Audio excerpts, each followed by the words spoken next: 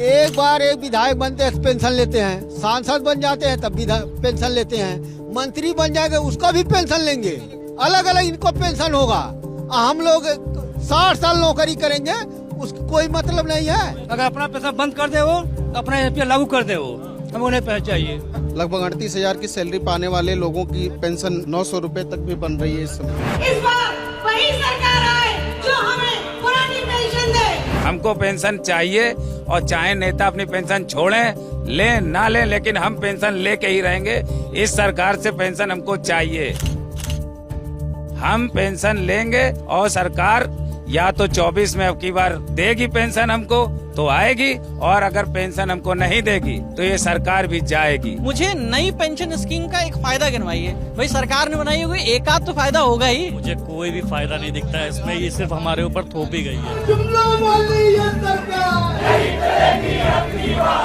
हमारे माननीय विजय बंधु जी हर स्टेट को, पूरे भारत को लमसम जगा ही चुके हैं। जैसे संजय दत्त ने गाना गाया था, झुकती है दुनिया झुकाने वाला चाहिए, तो वो हमारा हीरो है, वो सरकार को झुका ही के रहेगा।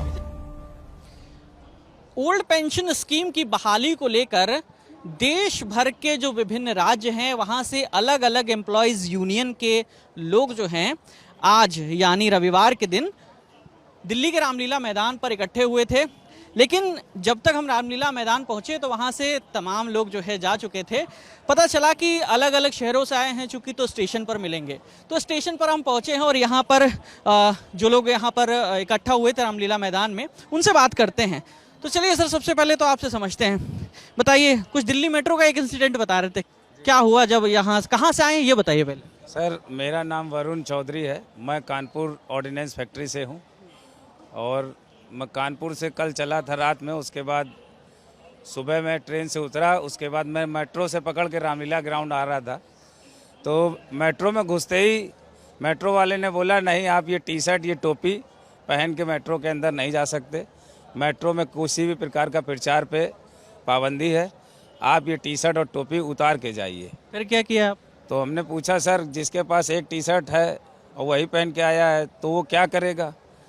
मान लीजिए जिसके पास है वो तो दूसरी पहन लेगा, और जिसके पास नहीं है तो बोले तो ऐसा करिए इस टी शर्ट को उल्टी करके पहन लीजिए। तो हमने कहा सर ठीक है, बोले नहीं तो हम तुमको एनपीएस को लट करके ओपीएस करने आए हैं।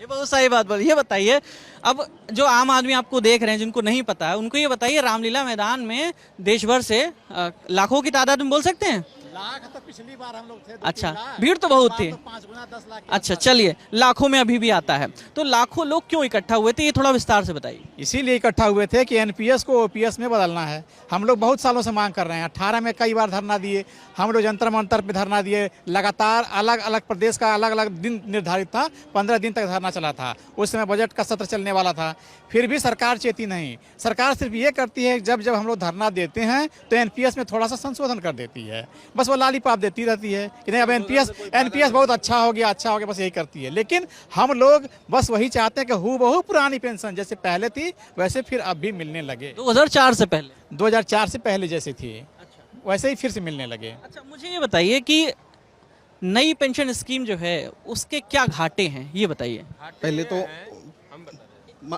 मार्केट एनपीएस जो है मार्केट पे आधारित है, इसमें सिक्योरिटी नहीं है, और ओपीएस में ये निश्चित था कि हमारे सैलरी का 50% जो है हमारे रिटायरमेंट के बाद पेंशन बनेगी। अब ये शेयर मार्केट पे आधारित एनपीएस है, इसमें कोई श्योरिटी नहीं है कि कितना आएगा, शेयर मार्केट डाउन होगा, जीरो होगा, पेंशन की नहीं। अभी देखिए लगभग 38,000 की सैलरी पाने वाले लोगों की वो पेंशन 1100 रुपये 900 रुपये तक भी बन रही है इस समय।